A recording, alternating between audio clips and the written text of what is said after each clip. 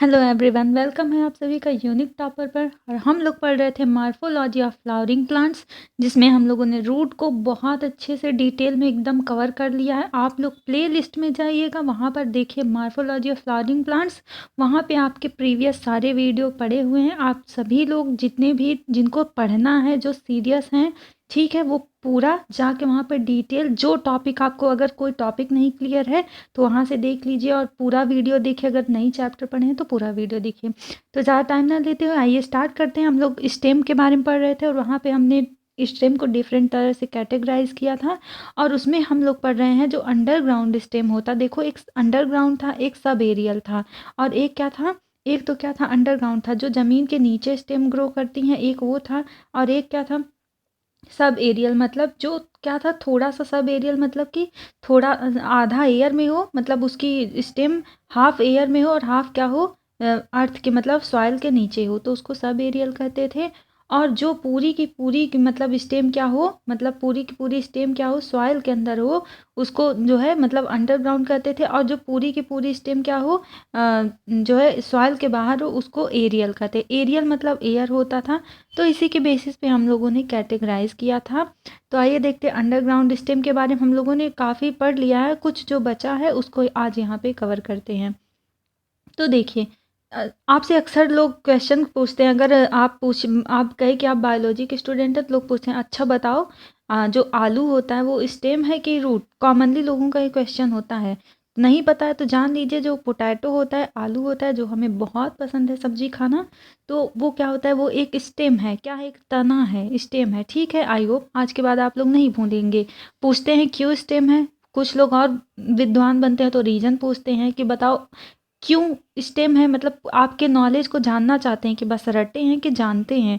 तो क्योंकि क्योंकि जो आपका पोटैटो होता है, देखिए ये तो मतलब रूट, मतलब जब बना था तब का है, मतलब जब वो सॉइल के अंदर था तब इसी तरह से क्या होता है, पोटैटो, ढेर सारा पोटैटो जो है क्या होता है, सॉइल के अंदर लगा होता है। जो गांव के लोग हैं उनको पता होगा, आलू को क्या करते हैं, खोद के निकालते हैं। ठीक, तो एक ये हो गया। और तो उसके बाद देखते हैं कि जब ये आलू होता है उसको क्या करते हैं, निकाल लेते हैं पोटैटो को। तो जब उसकी क्या होती है, जब उसके फिर से मतलब जब उसके ग्रो करने का सीजन आता है तो आप देखते हैं कि आलू में क्या दिखता है, इस तरह से हरी हरी छोटी छोटी क्या निकलते हैं, उसमें से प्लांट्स निकलने लगते हैं। ठीक है, आलू में, पोटैटो में क्या होता है, इस तरह से प्लांट्स निकलने लगते हैं। तो इस तरह जब प्लांट निकलने लगते हैं तो इस प्लांट्स को क्या कहते हैं, इसको कहते हैं आइस। क्या कहते हैं? आँखें। कहते हैं भैया आलू में तो आँखें निकल रही हैं। अभी आलू कहते हैं इसको लगवा दीजिए क्योंकि आलू में आँखें निकल रही हैं। ठीक है, मतलब कि क्या होता है, उससे वो प्लांट बन जाता है। देखो, जो छोटे-छोटे इस तरह से रैशेज़ रहती हैं, ऐसे छोटे-छोटे, मतलब आपको दिखता है, मतलब धब्बा टाइप का, तो क्या होता है, स्कार या फिर स्केल ऑफ लीफ, उसको क्या कहते हैं, स्कार या फिर स्केल ऑफ किसका, लीफ का। ठीक है, उसके बाद जर्मिनेटिंग आई बड। ये देखिए क्या है, ये जो हरा-हरा निकलता रहता है वो क्या होता है, जर्मिनेटिंग आई बड। इसी को जब मिट्टी के अंदर काट के, मतलब आलू सहित मिट्टी के अंदर थोड़ा-थोड़ा काट के लगाया जाता है।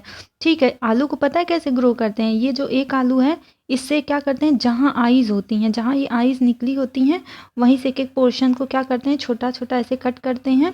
कट करके, ठीक है, उसको क्या करते हैं, ज़मीन के अंदर ग्रो करते हैं। ठीक है, तो जो एक-एक आईज़ होती हैं क्या करती हैं, उसी से क्या निकलता है, प्लांट निकलता है। आई से क्या निकलता है, प्लांट निकलता है। ठीक है, और यहाँ तक समझ में आ गया है आप लोगों को। स्कार ऑफ स्टेम, ये जो दिख रहा है वो क्या है, स्कार ऑफ स्टेम। फिर क्या करते हैं, इसको ग्रो करते हैं, तो दिखा रहा है फिर क्या रहा है, एंड और टिप्स। जो एंड होता है या फिर टिप्स होता है, स्पेशल सॉइल अंडरग्राउंड। जो स्पेशल सॉइल मतलब ये क्या होता है, सॉइल तो हो जाता है, पहले छोटा सा रहता है, फिर फूल के क्या हो जाता है, बड़ा सा हो जाता है, क्योंकि उसमें फूड स्टोर हो जाता है। ठीक है, इसमें फूड स्टोर हो जाता है तो स्वेल हो जाता है, ड्यू टू, देखो, स्टोरेज ऑफ फूड। क्यों? क्योंकि उसमें फूड का क्या हो जाता है, स्टोर हो जाता है। फूड किस फॉर्म में स्टोर होता है, पूछा जाता है आपके एग्जाम में कि जो पोटैटो होता है उसमें फूड किस फॉर्म में स्टोर होता है, तो कहते हैं कार्बोहाइड्रेट। कार्बोहाइड्रेट में क्या, जैसे कि क्या, लाइक स्टार्च। ठीक है, स्टार्च क्या है, स्टार्च एक कार्बोहाइड्रेट है, ध्यान रखना, स्टार्च क्या है, एक कार्बोहाइड्रेट है। ठीक है, अगला कह रहा है कि the tubers so node and internode. देखो ये जो ट्यूबर है इसमें क्या होता है, नोड और इंटरनोड होता है, ठीक है। इस ट्यूबर में पोटैटो, इसको ट्यूबर कहते हैं, तो इसके पास नोड और इंटरनोड होता है। और मैंने कई बार आप लोगों को बताया कि नोड और इंटरनोड कैरेक्टरिस्टिक किसका है, स्टेम का है, ध्यान रखना है। नोड और इंटरनोड सिर्फ और सिर्फ स्टेम में ही पाए जाते हैं, जो क्या करते हैं, बियर इसका स्केल ऑफ लीव्स। तो जो इंटरनोड और इंटरनोड होता है इसके पास क्या होता है, स्केल या फिर देखो स्केल लीव्स होता है विद एक्सिलरी बड। और हाँ ध्यान रखना है कि क्या होता है, आप पोटैटो के पास एक्सिलरी बड होता है। बार बार नीट में पूछा जाता है कि पोटैटो के पास क्या होता है, तो आपको ध्यान रखना है बड में एक्सिलरी बड। जो एक्सिलरी बड कहाँ होता है, आप लोगों को कमेंट करके बताना है, क्योंकि मैं कई बार बता चुकी हूँ कि एक्सिलरी बड कहाँ पे पाया जाता है। तो जिन लोगों ने वीडियो को ध्यान से देखा है, पढ़ा है, वो कमेंट करके बताइए। और नेक्स्ट वीडियो में जिनको नहीं पता है वो पूछ लेना, नहीं तो वीडियो में जाके देखिए, मैंने डिटेल में बड के बारे में बताया है, ठीक है। कॉमनली कॉल्ड आई, तो जो एक्सिलरी बड है इसी को क्या कहते हैं, इसी को पोटैटो का क्या कहते हैं, आई कहते हैं। तो एग्जाम में नीट ये पूछता है कि जो पोटैटो में आई होता है वो क्या है, तो वहाँ पे दिया रहेगा एक्सिलरी बर्ड, एपिकल बर्ड, ठीक है। बर्ड के कई टाइप्स दिए रहेंगे, तो आपको क्या ध्यान रखना है, एक्सिलरी बर्ड है, क्या है, आई एक्सिलरी बर्ड है, ठीक है। कह रहा है अंडर फेवरेबल कंडीशन, जब क्या होता है इस ट्यूबर के लिए फेवरेबल कंडीशन या स्टेम के लिए फेवरेबल कंडीशन आ जाती है, तो these eye sprout and produce aerial shoot. ये क्या होते हैं, स्प्राउट हो जाते हैं, जर्मिनेट हो जाते हैं, ठीक है।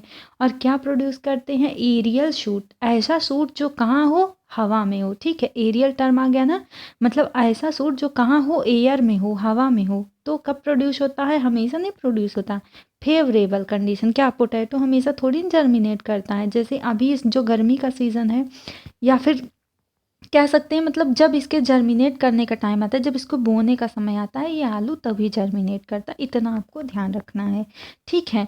तो देखो 10 ये क्या कर रहा है कि ट्यूबर्स हेल्प इन, आप बोलोगे मैम ट्यूबर ट्यूबर क्यों कह रहे हैं, क्योंकि स्टेम में भी इसका टाइप है ट्यूबर, ठीक है।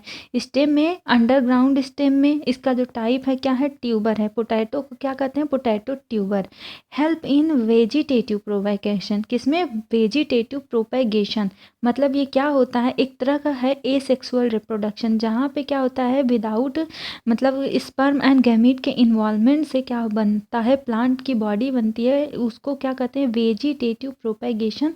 तो ये जो आपका है पोटैटो, वो वेजिटेटिव प्रोपेगेशन में क्या करता है, हेल्प करता है, ठीक है। यहाँ मतलब गैमीट और स्पर्म का इन्वॉल्वमेंट नहीं होता है, डायरेक्ट प्लांट बॉडी से ही क्या बनता है, दूसरा प्लांट बन जाता है। अगर प्लांट बॉडी से दूसरा प्लांट बन जाए तो इसी को क्या कहते हैं, वेजिटेटिव प्रोपेगेशन, ठीक।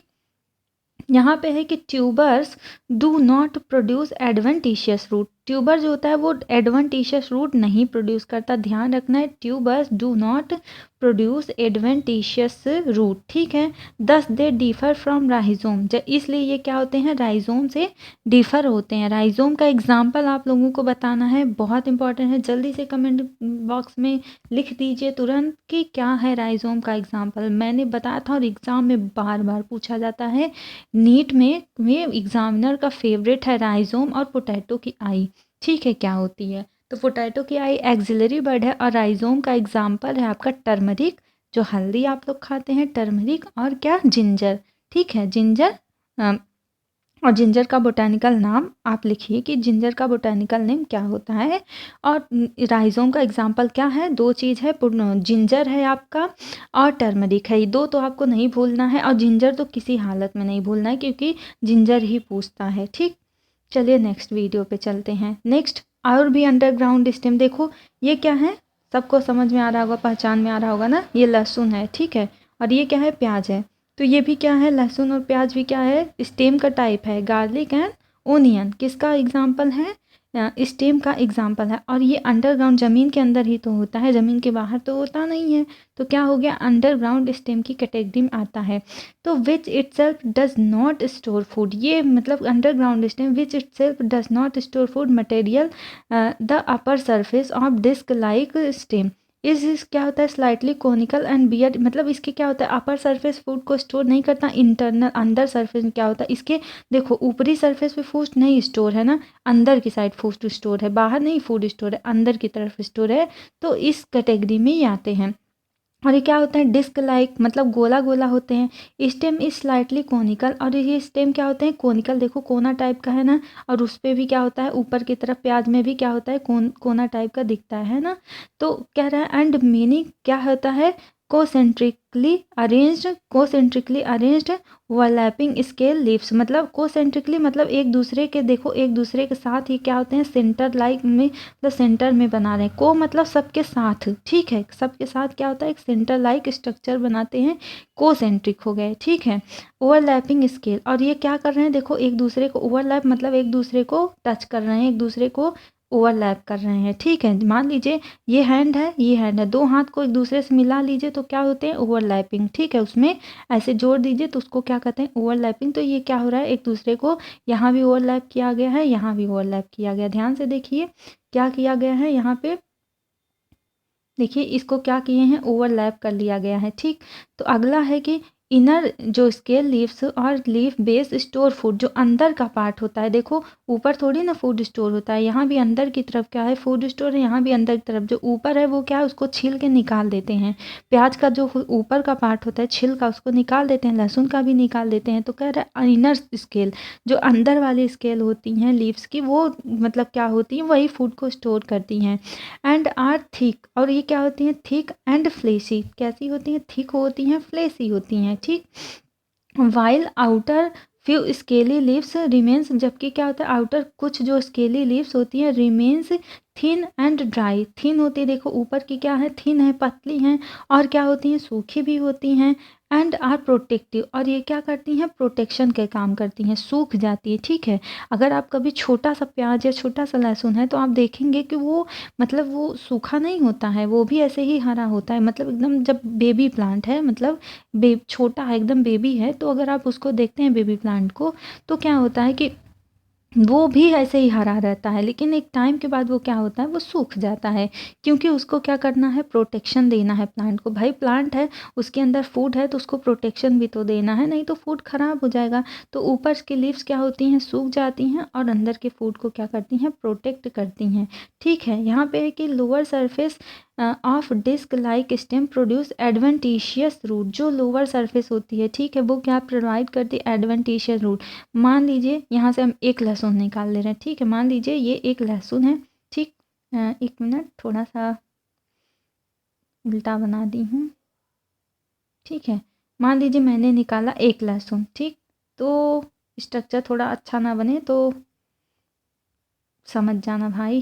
तो मान लीजिए लहसुन है, तो ये देखिए ये लोअर सरफेस है, ये वाला क्या है, ये लोअर है, ठीक है, और ये क्या है, टॉप है, ये लोअर है, ये टॉप है। तो अगर इसको सॉइल में ग्रो करना है ना, तो जैसे जैसे जिस तरह से है, यहीं से एक निकाल के क्या करते हैं, सॉइल में ग्रो करते हैं, मतलब पतला वाला पॉइंट ऊपर रहता है, ये पतला वाला पॉइंट टॉप पे रहता है, और ये नीचे रहता है, जो मोटा वाला है वो नीचे रहता है। कभी लहसुन लगाना हो तो इसी तरह से लगाते हैं, ठीक है। डायरेक्शन का ध्यान रखना है।